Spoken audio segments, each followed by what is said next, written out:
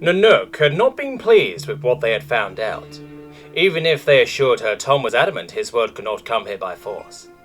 He had been transported by a weird entity, not of his world. Sapphire couldn't blame her though. Knowing there was a force out there that outnumbered this entire world by orders of magnitude while on peace footing was deeply unsettling. In the end, she had settled for, if this was true, there wasn't anything they could do about it. But she had a guy that knew the secrets of such an army, and she would be damned if she didn't make the most of it. Nanook had a Puma draw up another circle to make the discussion easier. For the first time, though, Tom hadn't been willing to cooperate entirely. I will not teach you the means to kill any who stand before you. I will teach you things that will help people and make their lives better, not destroy them. At least not yet, Tom had said. Nanook had been going at him hard for a while now. It was clear she had the scent of just what some of the things Tom knew could theoretically do. Tom hadn't been ready for this conversation. He was still trying to work out what was a good idea to share at this point. Better weapons would make defending against the evils of this world so much easier and save countless lives, Nanook had protested. Only if evil doesn't have them. If they do, then you are just killing faster, was Tom's reply. Her point was valid, he thought, but he didn't want to teach her how to wipe out her rivals. Besides, what if they are all racist here? He hadn't seen a non-white dragonette yet, if that even existed. He needed to know these people a lot better before imparting that sort of knowledge. Why would we give our enemies our new weapons? That would be stupid. Nanook clearly found the argument ridiculous. In time, they will get them. They always do. In my world, we always try to have better weapons than our enemy. The result? We now have weapons that can wipe out millions of lives in a blink of an eye, and leave the ground poisoned for thousands of years. I will not go down in history as the one who set you down that path. I will not. There was silence in the Grand Hall, his little outburst clearly having caused quite a bit of thinking to be undertaken. The ramifications of what he was talking about clearly were not lost on those in the room. Why would you make something like that? Fengi had asked, seemingly horrified. Rightly so, he thought. She should be. Because nobody wants to die for nothing, and if destruction is certain, you will not go to war. We call it mutually assured destruction. No major country has been in open war with each other since the invention of such weapons. Nobody dares. We call them nukes, sometimes also referred to as weapons of mass destruction.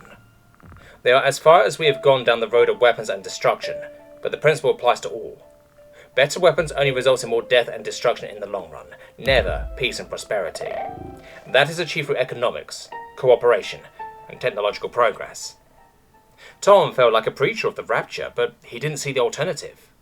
He needed to convince these people he knew best what was smart to give them, and what was not. What would you have us do then? If you start giving us all these other things you talk about, how will we defend them?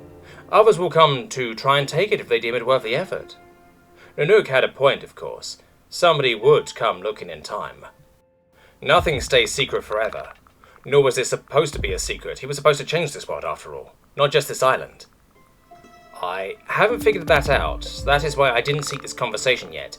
I don't have an answer, but it is beside the point for now anyway. I wouldn't be able to make anything special with your current facilities. That would need to be the first priority, no matter what. Right then. You speak of needing things. What might those be? Nanook seeming to accept this was all she was getting, for the time being. Large quantities of metal, for the production of manufacturing machines. We are talking about a lot of metal. I don't know what metal is worth to you, but I'm guessing it ain't cheap. You would be correct in that assumption. It is quite valuable and we don't make it ourselves, only shape it. How much do you need? Tons, I think. At least a few hundred kilos to make some basic machines if I'm creative with the use of other materials. There is no way we'd be able to afford that, not to mention the cost of transporting it. I doubt we even have that much metal here total. Nanook was clearly baffled by the request, as if she couldn't comprehend what he would need so much metal for. I believe I have a plan for that. Sugar seems to be very valuable to you, yes? What is sugar? Nanook's tone shift was tangible. She was clearly not sure where this conversation was going, but was simply allowing him to get on with it. It's like honey powder, but even sweeter, Tom clarified. Your huntresses have had a taste already. The candy I gave them was melted sugar with fruit flavor. So, like honey of sorts, yes, that is valuable. About the price of silver per weight. Bees are very dangerous. Many who collect honey die in the process. The ones who are brave enough to do it are few and far between, and they demand considerable pay. That makes it incredibly hard to acquire. Why do you ask? Because I brought the means to grow sugar. Please elaborate. Nanook was clearly very intent on this new development, as she leaned forward almost in anticipation, Tom thought. I brought seeds for a plant called sugar beets. They are easy to grow and contain a large amount of natural sugar. You boil them down and render the liquid till you get a hard crystal. You then crush that into powder, and voila, sugar. It won't be pure, but it still will be as sweet as any honey. You know how to grow honey? It came from the gentleman that caused Sapphire to hide when they arrived. I would say impossible. You seem to take that lightly. Well, where I come from, sugar is as cheap as bread, so yeah. This was when a puma fainted, either from exhaustion or the information dumped on the poor guy. Dakota had been there to catch him at least.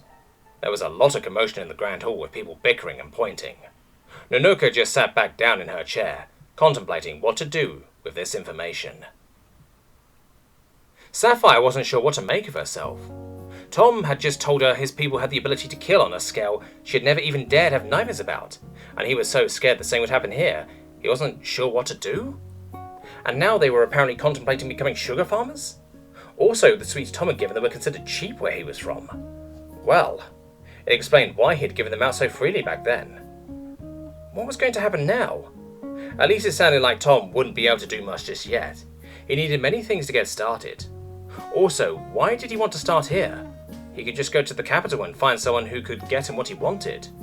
She didn't reckon that would be hard with some of the things he had brought. Was it because he couldn't fly? He was technically stranded here for the time being. She decided to bring it up with Nanook in private at some point. For now, the lessons had just become a lot more important. These translation sessions could not continue, so Tom needed to learn Draconic fast.